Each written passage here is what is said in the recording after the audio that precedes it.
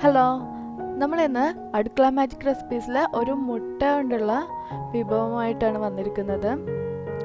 നമ്മൾ മുട്ട ഓംപ്ലേറ്റും പുൾസയെല്ലാം ഉണ്ടാക്കുന്നത് പോലെ വളരെ പെട്ടെന്ന് ഉണ്ടാക്കാൻ പറ്റിയ ഒരു റെസിപ്പി തന്നെയാണ് ഇതും. നിങ്ങളിതുവരെ അടുക്കള മാജിക് റെസിപ്പീസ് സബ്സ്ക്രൈബ് ചെയ്യാത്തവരാണെങ്കിൽ സബ്സ്ക്രൈബ് ചെയ്യുക. അതിൻ്റെ തൊട്ടടുത്തുള്ള ബെൽ ബട്ടൺ കൂടെ പ്രസ് ചെയ്താൽ നിങ്ങൾക്ക് ഞാൻ പുതിയ വീഡിയോസ് എല്ലാം ഇടുമ്പോൾ നോട്ടിഫിക്കേഷൻ വരും. കണ്ണൂർ തലശ്ശേരി ഭാഗങ്ങളിലെല്ലാം ചായയുടെ കൂടെ കഴിക്കുന്നതാണ് മുട്ടയട. നമുക്കിത് എങ്ങനെയാണ് ഉണ്ടാക്കുന്നതെന്ന് നോക്കാം. അതിനു മുമ്പായിട്ട് ഞാനിതിന് ഇൻഗ്രീഡിയൻസ് ഒക്കെ ഒന്ന് പറഞ്ഞു തരാം. ഞാനിവിടെ 3 മുട്ടയാണ് എടുത്തിരിക്കുന്നത്. നിങ്ങൾക്ക് ഒരു മുട്ടനെ കൊണ്ട് ചെയ്യാം, അതോ 3-ൽ കൂടുതൽ മുട്ടനെ കൊണ്ട് എങ്ങനെ വേണമെങ്കിലും നിങ്ങളുടെ ഇഷ്ടത്തിന് ചെയ്യാം. ഇനി ഇതിലേക്ക് മധുരത്തിന് ആവശ്യമായ പഞ്ചസാര കൂടി വേണം. ഞാനിവിടെ 5 ടീസ്പൂൺ പഞ്ചസാരയാണ് എടുത്തിരിക്കുന്നത്. നിങ്ങൾക്ക് കൂടുതൽ വേണമെങ്കിൽ കൂടുതൽ എടുക്കാം. 2-3 ടീസ്പൂൺ നെയ്യ് കൂടെ വേണം. നെയ്യ് ഇഷ്ടമില്ലാത്തവർക്ക് വേണമെങ്കിൽ ഇതിന് പകരം ഓയിൽ കൂടെ എടുക്കാം. വെളിച്ചെണ്ണ യൂസ് ചെയ്യാൻ പാടില്ല. ഇനി നമുക്ക് മുട്ടയുടെ ഉണ്ടാക്കാൻ തുടങ്ങാം. അതിന് ആദ്യമായിട്ട് മുട്ട ബീറ്റ് ചെയ്തെടുക്കണം. ഇതിലേക്ക് ഞാൻ 5 ടീസ്പൂൺ പഞ്ചസാര ആദ്യം ചേർക്കുന്നുണ്ട്. മധുരം കൂടുതൽ വേണ്ടവർക്ക് കൂടുതൽ പഞ്ചസാര ചേർക്കാം.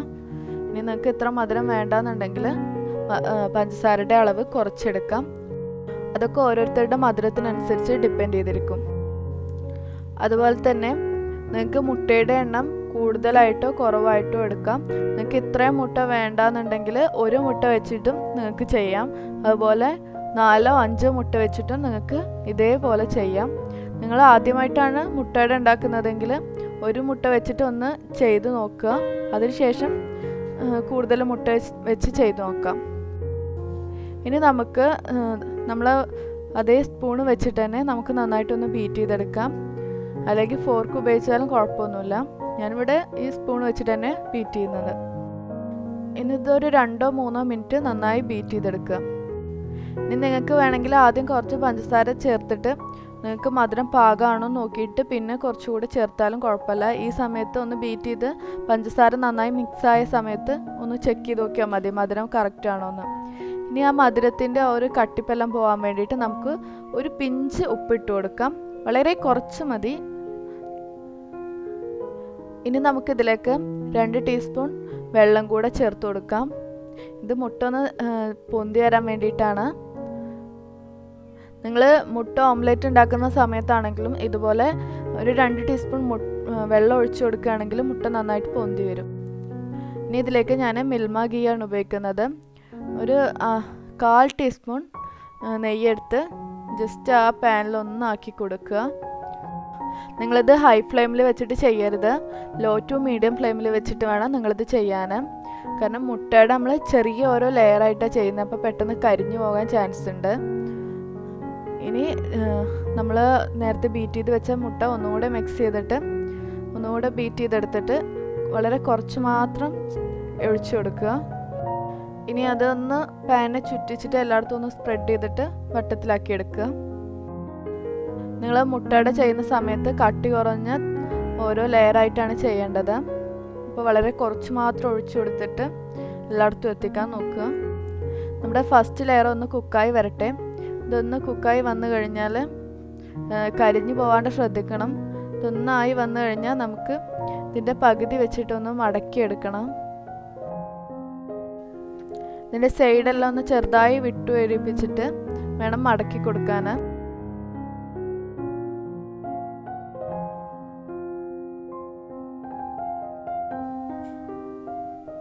ഞാനിപ്പോൾ ഇത് ഹാഫായിട്ട് മടക്കി കൊടുത്തിട്ടുണ്ട്. ഇനി ഇതിൻ്റെ മറുവശത്തേക്ക് നമുക്കൊരു 3-4 ടീസ്പൂൺ മുട്ട ബീറ്റ് ചെയ്തത് ഒഴിച്ചു കൊടുക്കാം. വളരെ കുറച്ച് മാത്രം ഒഴിച്ചു കൊടുക്കുക. എന്നാലേ നമുക്ക് കട്ടി കുറഞ്ഞ് ഒരുപാട് ലെയർ കിട്ടുള്ളൂ. അപ്പോൾ ശ്രദ്ധിച്ചിട്ട് വളരെ കുറച്ച് മാത്രം ഒഴിച്ചു കൊടുക്കുക. അതിൻ്റെ മുകളിൽ ഒരു 1/4 ടീസ്പൂൺ നെയ്യ്, വളരെ കുറച്ച് മാത്രം മതി, 1/4 ടീസ്പൂൺ നെയ്യ് ഇട്ട് കൊടുക്കുന്നുണ്ട്. ഇത് ഒട്ടിപ്പിടിക്കാതിരിക്കാനാണ്. ഞാൻ നേരത്തെ പറഞ്ഞതുപോലെ നിങ്ങൾക്ക് നെയ്യ് ഇഷ്ടമില്ലാത്തവരാണെങ്കിൽ നിങ്ങൾക്ക് ഇതിന് പകരം ഓയിൽ ഉപയോഗിക്കാം. പക്ഷേ നെയ്യാണ് കൂടുതൽ ടേസ്റ്റ്. കഴിയുന്നത് നെയ്യ് തന്നെ ചേർക്കാൻ ശ്രമിക്കുക. ഇനി ഇതിൻ്റെ മറുവശത്ത് കുറച്ച് നെയ്യൂടെ ആക്കി കൊടുക്കുന്നുണ്ട്. ഇത് പാനിൽ മുട്ട ഒട്ടിപ്പിടിക്കാതിരിക്കാൻ വേണ്ടിയിട്ടാണ്. ഇനി ആ ഭാഗത്തേക്ക് കൂടെ ഇട്ട് കൊടുത്ത് മറിച്ചിട്ട് കൊടുക്കാം.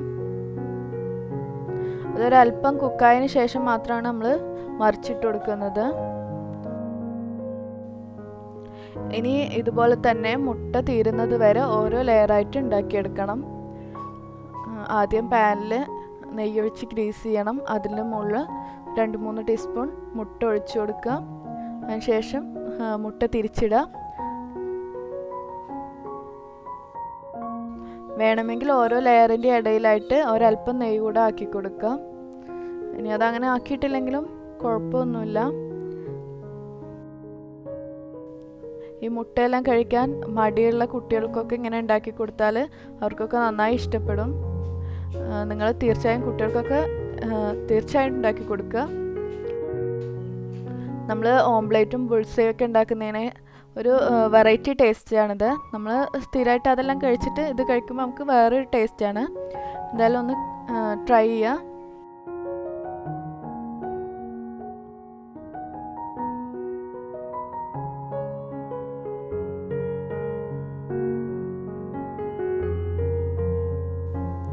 ഇതിപ്പോൾ നമ്മളിവിടെ ഇതിൻ്റെ ലാസ്റ്റത്തെ ലെയർ ഒഴിച്ച് കഴിഞ്ഞു. നമ്മുടെ മുട്ട തീർന്നിട്ടുണ്ട്. നമ്മളെ ലാസ്റ്റത്തെ ലെയറാണ്. ഇനി ഇതുകൂടെ മറിച്ച് കൊടുക്കാം.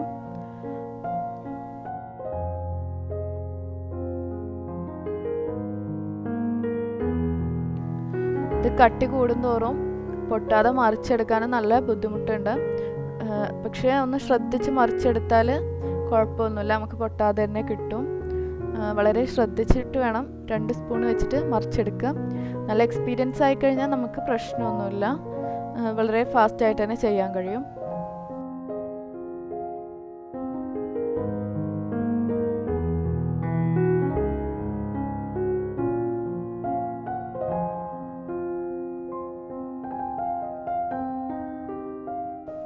ഇനി ഇതിൻ്റെ 2 വശം കരിഞ്ഞു പോവാതെ നന്നായി ശ്രദ്ധിച്ച് തിരിച്ചു മറിച്ചു വിട്ടിട്ട് ഒന്ന് കുക്ക് ചെയ്തെടുക്കാം. എന്നാലേ നല്ലൊരു കളർ കിട്ടുള്ളൂ. നമ്മൾ നല്ല മധുരം ഇട്ടതുകൊണ്ട് അത് കരിഞ്ഞു പോകാൻ ചാൻസ് കൂടുതലാണ്. അതുകൊണ്ട് നല്ല ശ്രദ്ധിച്ചിട്ട് ലോ ഫ്ലെയിമിലാക്കിയിട്ട് വേണം ഈ സമയത്ത് ചെയ്തെടുക്കാൻ. ഞാൻ പറഞ്ഞു, അട ഉണ്ടാക്കുന്നതിൻ്റെ ഫസ്റ്റ് മുതൽ ലാസ്റ്റ് വരെ ലോ ഫ്ലെയിമിലിട്ടിട്ട് തന്നെ ചെയ്യാൻ ശ്രമിക്കുക. അപ്പം നമ്മുടെ മുട്ടയുടെ ഇപ്പം ഇവിടെ റെഡിയായി കഴിഞ്ഞു. നിങ്ങൾക്ക് റെസിപ്പി ഇഷ്ടമായ ലൈക്ക് ചെയ്യുക, നിങ്ങളുടെ ഫ്രണ്ട്സിനും അതേപോലെ നിങ്ങളുടെ ഫാമിലിക്കൊക്കെ വേണ്ടിയിട്ട് ഷെയർ ചെയ്യുക. അപ്പോൾ ലൈക്ക് ചെയ്യാൻ മറക്കണ്ട. നിങ്ങൾ കാണുന്ന വീഡിയോൻ്റെ തൊട്ട് താഴെയുള്ള ലൈക്ക് ബട്ടൺ പ്രസ് ചെയ്താൽ മതി.